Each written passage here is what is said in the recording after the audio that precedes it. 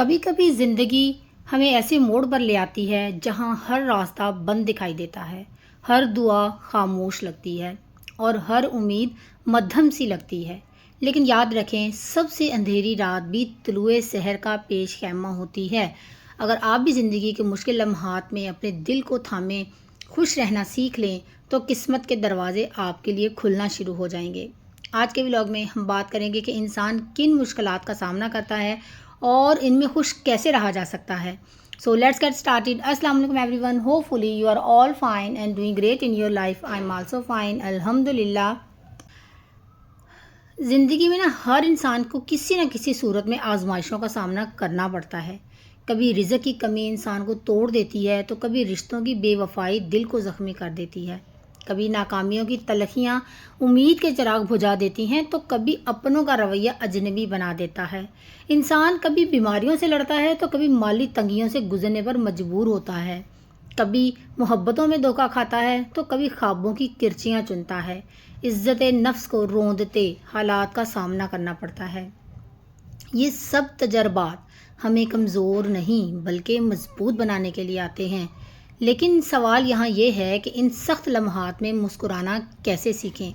آج ہم 6 بہترین طریقے جانیں گے جو آپ کو ہر آزمائش میں خوش رہنے کا ہنر سکھائیں گے۔ سب سے پہلا راز جو ہے اللہ پر مکمل بھروسہ رکھیں۔ مشکل وقت میں سب سے پہلا سہارا ہمارا ایمان ہی ہونا چاہیے۔ اللہ تعالیٰ قرآن پاک میں فرماتے ہیں، بے شک مشکل کے ساتھ آسانی ہے۔ جب انسان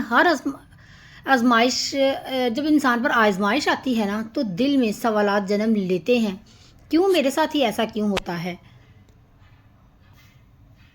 آخر میں نے کیا غلطی کی ہے؟ آخر مجھے ہی کیوں سزا دی جاتی ہے؟ ایسے وقت میں اللہ پر مکمل بھروسہ ہی دل کا سکون بنتا ہے۔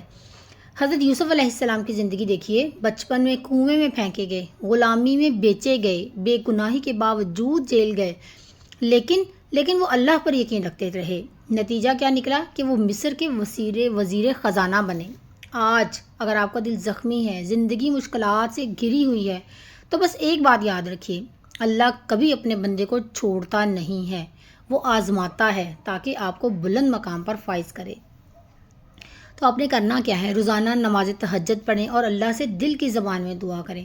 صبح اور شام کے اذکار کو معمول بنائیں۔ کوئی بھی پریشانی ہو، حسبی اللہ نعم الوکیل کثرت سے پڑھیں۔ یقین کریں یہ الفاظ آپ کے دل کو ایسے سکون دیں گے جیسے طوفان کے بیچ میں سے کسی کشتی کو لنگر مل جائے۔ اب آتے ہیں دوسرے راز کی طرف۔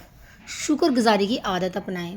مشکل وقت میں ہمارا دھیان ہمیشہ ان چیزوں پر ہوتا ہے جو ہمارے پاس نہیں ہیں، لیکن اگر ہم ان نعمتوں پر توجہ دیں جو اللہ تعالیٰ نے ہمیں دی ہیں تو دل خود بخود خوشی محسوس کرنے لگتا ہے۔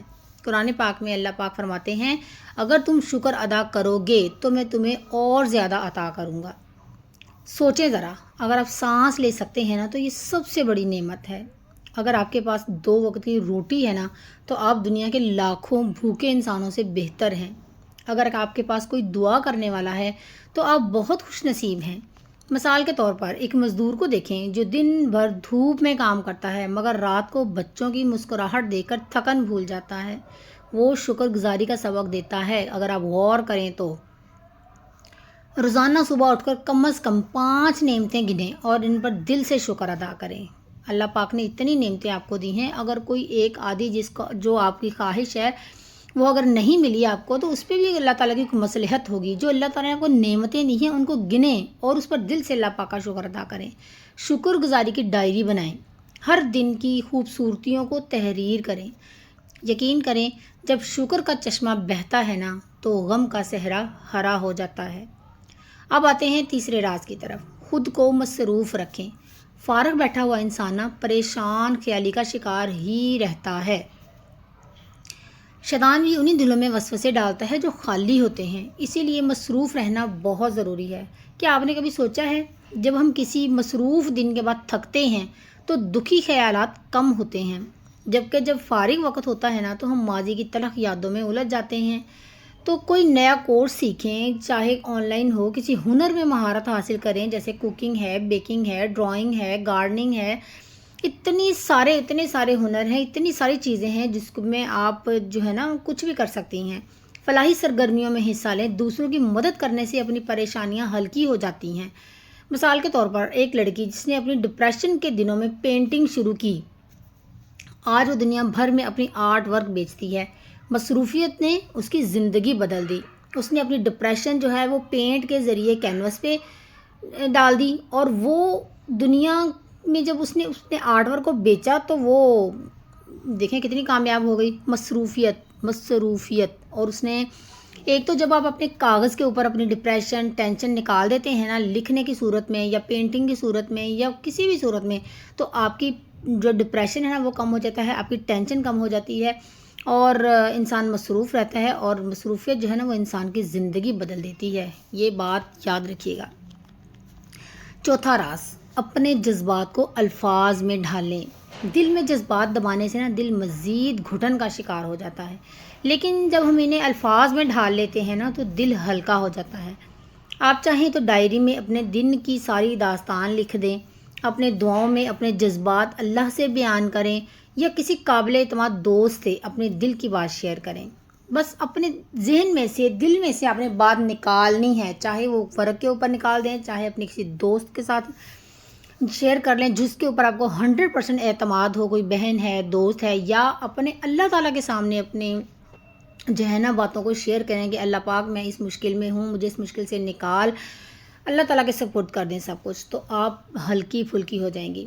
کسی مثال کے طور پر کسی مشہور مصنفین نے اپنی ذاتی تکالیف کو کتابوں کی شکل دی، اور آج دنیا ان سے متاثر ہوتی ہے۔ آپ کئی یہ جو مشہور مصنفین ہوتے ہیں نا، ان کی ذاتی جو زندگی ہوتی ہے نا، ان کی جو بھی کہانیاں ہوتی ہیں، جو ان کی کتابیں ہوتی ہیں، ان میں ان کی اپنی ذات کی عکاسی کر رہی ہوتی ہیں۔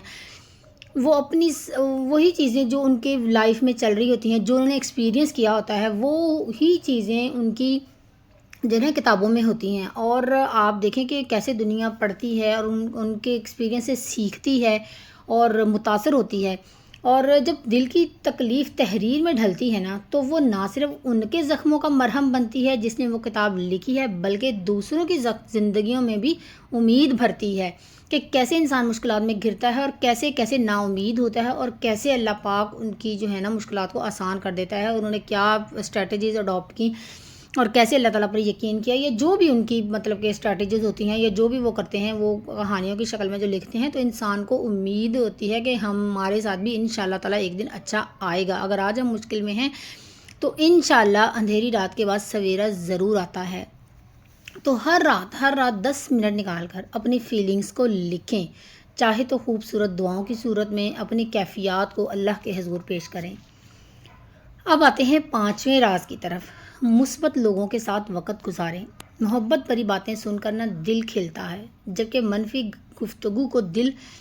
گفتگو جو ہوتی ہے نا دل کو مزید بوجھل کر دیتی ہیں، جو یعنی کہ نیگیٹو چیزیں آپ کو مزید بوجھل کر دیتی ہیں۔ مشکل وقت میں آپ کو ایسے لوگوں کی ضرورت ہوتی ہے جو آپ کا حوصلہ بڑھائیں، جو آپ کو اللہ کی رحمت یاد دلائیں، جو آپ کی امیدوں کو بجھنے نہ دیں۔ مثال کے طور پر ایک لڑکی جو اپنی دوست کی مثبت باتوں سے اپنی جو ہے نا ڈپریشن سے نکل آتی ہے، تو وہ کہتی ہے، جب سب نے کہا کہ تم ناکام ہو چکی ہو، ایک دوست نے کہا تھا تمہارا اصل سفر تو اب شروع ہوا ہے۔ اور دیکھیں اس ایک جو اس کی دوست کا ایک مثبت جو لفظ تھا نا، ایک سینٹنس تھا، وہ اس کو کامیاب کر گیا۔ بس ایسے ہی ہوتا ہے، مثبت لوگوں کی جو آپ صحبت ہوتی ہے نا، وہ واقعی میں انسان کے لیے بہت ضروری ہوتی ہے مشکل حالات میں۔ ایسے دوستوں اور رشتہ داروں سے جڑے رہیں جو مثبت سوچ رکھتے ہیں۔ اگر منفی لوگ آس پاس ہوں تو حد سے زیادہ گفتگو سے پرہیز کریں۔ اب آتے ہیں 6 راز کی طرف، وقت کو بہترین استاد سمجھیں۔ کہتے ہیں نا وقت بہت بڑا استاد ہے، جو صبر کر لیتا ہے نا وقت اسے ایسا انعام دیتا ہے جو صبر کے بغیر حاصل نہیں ہوتا۔ وقت ہمیں سکھاتا ہے کہ ہر زخم بھر جاتا ہے، ہر آنکھ اشک بار نہیں رہتی، ہر رات کے بعد سویرا ہوتا ہے۔ مثال کے طور پر ایک نوجوان ہے جسے اپنی پہلی نوکری سے نکال دیا گیا، لیکن چند سالوں میں وہ خود ایک کامیاب بزنس مین بن گیا۔ اب اگر تو وہ اس کو جب نوکری سے نکالا، اگر تو وہ ڈپریشن کا شکار ہوتا، بیمار ہوتا، پریشان ہو جاتا کہ میرے ساتھ پتہ نہیں کیا ہو گیا، اور پتہ نہیں زندگی پہلے والی روٹین میں آئے گی نہیں تو پھر تو وہ اپنی زندگی سے گیا تھا، اپنے مطلب کامیاب ہونے سے گیا. لیکن جب انسان سوچتا ہے نا اس میں بھی کوئی بھلائی ہے، اللہ تعالیٰ کا کوئی نہ کوئی مصلحت ہوگی، تو پھر انسان کوشش کرتا ہے. اور دیکھیں چند سالوں میں وہ ایک دن محنت کرتا ہے. اور نوکری کا کیا تھا، نوکری تو کچھ بھی نہیں ہوتی ہے، وہ ایک کامیاب بزنس مین بن گیا. اور اس میں بھی اللہ تعالیٰ کی مصلحت تھی نا. تو وقت نے اسے سکھایا کہ ہر ناکامی کے پیچھے کامیابی چھپی ہوئی ہوتی ہے. اس لیے ہر نیگیٹو جو آپ کے ساتھ عام ہوتا ہے یا کوئی چیز ایسی جو آپ پسند نہیں کرتے وہ کام ہو جاتا ہے، تو اس کے پیچھے بھی کسی پازیٹیو چیز کو ڈھونڈنے کی کوشش کیا کریں. اپنے دکھوں کو تقدیر کا حصہ سمجھ کر قبول کریں. ہر دن اپنے آپ کو یقین دلائیں کہ یہ وقت بھی گزر جائے گا. اچھا یہاں نا آج مجھے لنچ بنانے میں تھوڑی دیر ہو گئی تھی، کیونکہ میرے بچے آتے ہیں، دونوں بیٹے میرے 11 بجے آتے ہیں، ان کا لنچ ٹائم ہوتا ہے اور وہ جاتے ہیں 1 بجے واپس مسجد نا. تو آج ان کا ٹائم چینج ہو گیا تھا، وہ 1:30 بجے گئے. تو جب وہ 1 بجے چلے جاتے ہیں نا ڈیلی، تو اس کے بعد میں اپنی بیٹیوں کے لیے پانی وغیرہ تیار کر کے رکھتی تھی. انہوں نے 2 بجے تک، 1:45 بجے تک آتی ہیں. تو آج بچے ہی میرے 1:30 بجے گئے تو مجھے ذہن میں ہی نہیں رہا. اور جب 1:30 بجے وہ گئے تو پھر میں نے جب ٹائم دیکھا تو کافی دیر ہو گئی تھی، اور میں ابھی تڑکا رکھا ہی تھا تو میری بیٹیاں آ گئیں اسکول سے. پھر میں نے جلدی سے ٹھنڈا پانی لیا اور اس میں تھوڑی سی چینی اور نمک تھوڑا سا ڈالا، اور یہ املی آلو بخارے کا شربت میں نے بنا کے رکھا ہوا ہوتا ہے، یہ 2-3 چمچ میں نے اس میں ڈالے اور اس کو اچھے سے مکس کر کے پانی دیا انہیں. اور تب تک آدھے گھنٹے میں نا میرا لنچ بھی ریڈی ہو گیا تھا. تو یہ املی آلو بخارا کا شربت، اس کی ریسیپی میں نے آلریڈی آپ کے ساتھ نا پہلے کسی ولاگ میں شیئر کی ہوئی ہے. اگر آپ کو چاہیے ہوئی تو مجھے ضرور بتائیے گا. بہت مزیدار بن کر تیار ہوتا ہے، اور گرمیوں میں یہی بچوں کو دیتی ہوں اور بہت اچھا ہوتا ہے. جب ہم خود استعمال کرتے ہیں تب ہم چینی اور نمک ایڈ نہیں کرتے، کیونکہ ہم نارمل سا پیتے ہیں. چینی اور نمک بچوں کے لیے تھوڑا سا پھر ڈال دیتی ہوں تاکہ تھوڑا ٹیسٹ زیادہ اچھا ہو جائے. اور ویسے اس میں زیادہ ضرورت نہیں ہوتی چینی اور نمک ڈالنے کی. ایک دفعہ میں بنا کے رکھ لیتی ہوتی شربت اور کافی دیر نکل جاتی ہے اور پھر دوبارہ سے بنتا رہتا ہے. اور آپ بھی نا بچوں کو یہ اس طرح سے گھر میں بنا کے دیں، بجائے اس کے کہ ٹینگ یا جامع شیریں وغیرہ اس کی نسبت نا آپ یہ ہیلتھ کے لیے بہت بینیفیشیل ہوتا ہے. اتنی زیادہ گرمی ہوگی نا آج کل، تو یہ آپ ضرور بنائیے گا گھر میں. تو چلیں آتے ہیں اپنے ٹاپک کی طرف.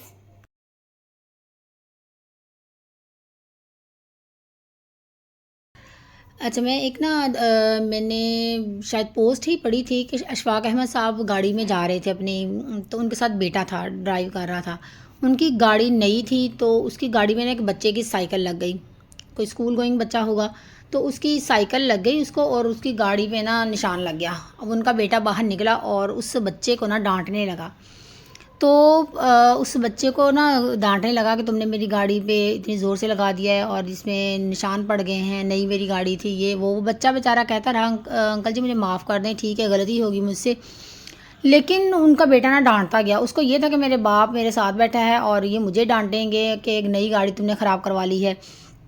اب اشفاق صاحب باہر نکلے، کہتے تمہیں وہ بچہ کیا کہہ رہا ہے، کہتا ہے مجھے معاف کر دو، تم بس کرو، چھوڑ دو اس کو، جانے دو. انہوں نے رفع دفع کروایا معاملہ اور بیٹا گاڑی میں آگے بیٹھ گیا. اب اس نے بیٹے نے اپنے باپ سے دریافت کیا کہ بابا جان آپ نے مطلب کہ غصہ کیوں نہیں کیا، ہماری نئی گاڑی تھی، مجھے تو یہ تھا کہ آپ مجھے بہت ڈانٹیں گے کہ گاڑی خراب کر دی ہے اس نے. اور کہتے وہ تمہیں کیا کہہ رہا تھا، وہ کہہ رہا تھا مجھے معاف کر دیں. تو کہتا اگر تم اللہ تعالیٰ سے معافی مانگو کہ اے اللہ مجھے معاف کر دے اور اللہ تمہیں کہے میں معاف نہیں کروں گا، تو تم پہ کیا گزرے گی، تم نے اتنی سی بات اس بچے کی معاف نہیں کر رہے، تو اللہ تعالیٰ سے تم کیسے اپنے گناہوں کی معافی مانگو گے، تم کیسے سمجھ لو گے کہ اللہ تمہارے بڑے بڑے گناہ معاف کر دے گا.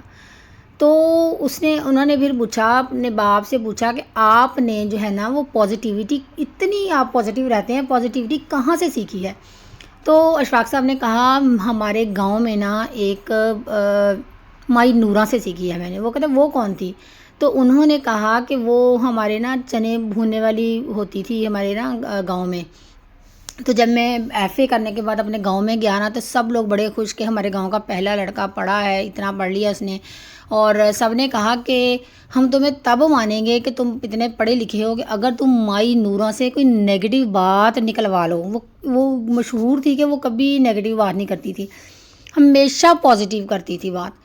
تو وہ کہتے یہ بھی کوئی بات ہے، ٹھیک ہے چلتے ہیں۔ ان کے پاس گئے اور وہ چنے بھون رہی تھی، ان کی عادت تھی کہ جو بچے جاتے تھے وہ ان کو دیتی تھی تو کھانے کے لیے فری میں، تو انہوں نے ان کو بھی دیے، بٹھایا، تو انہوں نے جو ہے نا